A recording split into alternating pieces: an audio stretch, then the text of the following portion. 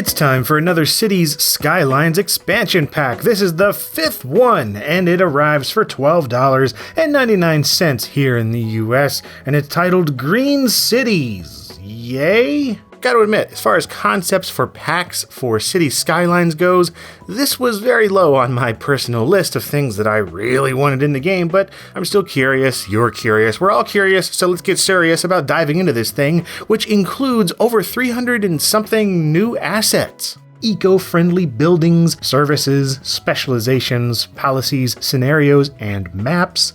And it also introduces some gameplay tweaks, specifically the things like road pollution. In particular, noise pollution from roads has been redone entirely to be affected by the type of vehicles using it, not just the size or capacity of the road. So in other words, now you have electric cars, biofuel buses, and combustion engine bans that you can put into place to both lower air and noise pollution from roads. It's a thing that's increasingly happening in real life, so of course, adding it to the game makes some sense, I guess. As for a more gamey thing here, roads can also be thoroughly customized through the built-in modding tools. A very welcome addition, I do say, and it's also been included in the latest free patch. So mod away with those roads and make some cool stuff, because I'm too lazy to do it. And also in the Green Cities pack, you get some new specializations for office, commercial, and residential zones. Districts containing offices let you specialize them as an IT cluster now, which provides you some awesome looking buildings and some very high production from their production. Commercial zones can receive the organic and local produce specialization, resulting in businesses catering to everything from organic coffee to fresh markets for food to herbal dispensaries to electric vehicle charging hotspots and all that kind of stuff. And residential can be classed as self-sufficient now, a step beyond the existing high-tech housing policy. Homes go largely off the grid here, requiring very little power or water from your main cities.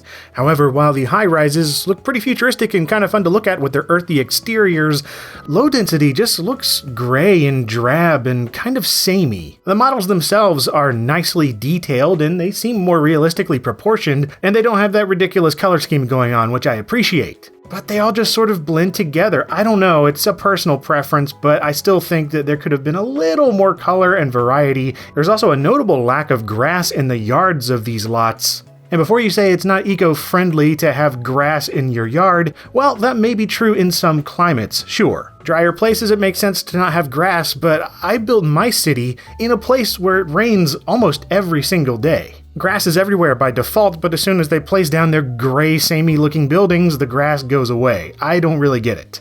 For a Green Cities pack, I guess I expected a little more green, but hey, at least we got more trees that they've added here as well. I probably still prefer some of the custom-made ones that I've seen, but these are nice to have in there officially. But anyway, the other main additions to this are the other new buildings, both alternatives to existing buildings or as new options unique to this pack.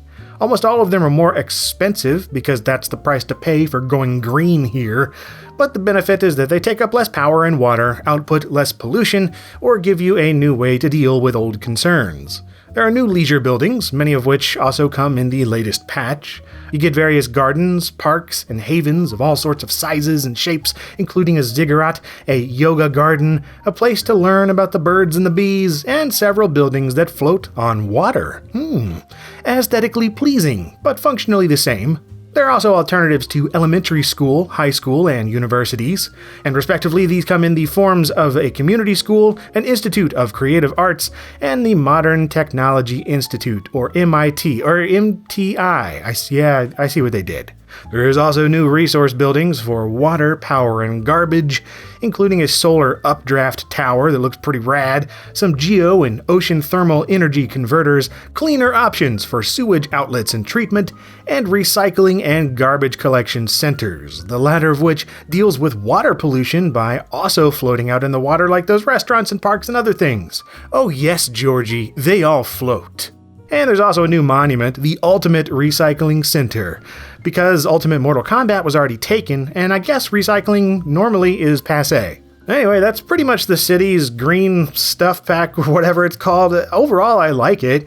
But as usual, it's unnecessary to the core game and doesn't really do much more than throw a few light wrinkles into your city building fabric for you to leisurely iron out.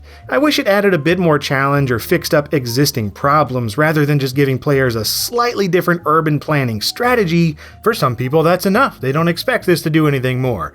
And that's probably the best way to look at it, because you were probably just going to have to wait around for City Skylines 2 to get that stuff, because at this rate, it seems like they're happy just giving little piecemeal slight additions and updates every so often. But anyway, that's getting a little bit off topic. That was the Cities Skylines Green Cities pack.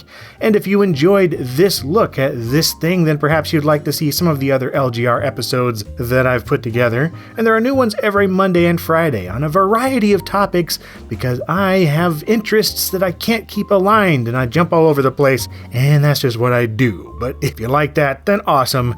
Thank you for watching.